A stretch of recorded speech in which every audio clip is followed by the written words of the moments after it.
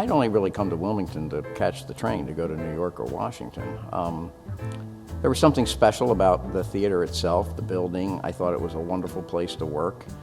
The audience was so welcoming and receptive, and how many people have the opportunity to have a theater full of people that they can try to inspire, and I can share what inspired me about the play with them. That's a great gift. One of our responsibilities as a regional theater is to identify significant issues in the community and try to do plays that help create discussion around those issues. When we did White Guy on the Bus last year, we brought in a trainer to train the staff on equity, diversity, and inclusion. And it turned out to be a huge hit for us. We transferred the show to New York. It became very successful. It was one of the New York Times critics' picks.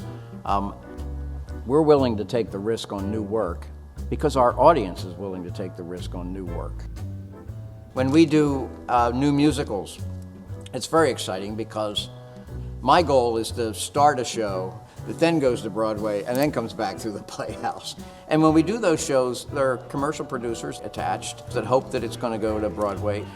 They're much bigger than we could afford to do by ourselves. So I get excited by that because then it becomes a unique experience for our audience. They're seeing something before everybody else gets a chance to see it, and for a lot less money. I always try to find a show, at least one, that will be family focused and something that our education department can use in the curriculum of a number of local schools. And that, I think, really helps round out our mission. I try very hard to make sure that when I budget a show, I think we can do enough ticket sales to cover the cost of actually putting on that play. But it doesn't cover the cost of the staff, certainly doesn't cover the cost of our marketing that show, doesn't cover the overhead of this building. There's a lot of discussion about the NEA being abolished, and if that happens, then government support will go way down. So we really need the community support in order to continue to put on the quality of these shows. I want people to leave here saying they had a unique experience, that they haven't seen anything like what they've seen here, that the production quality, the caliber of the talent on stage is unique to their theater-going experience. What's happened with technology now, it causes people to lose connection. You know, there's no connection with a device. The connection really comes in the energy that we share between the people on stage and the people in the audience.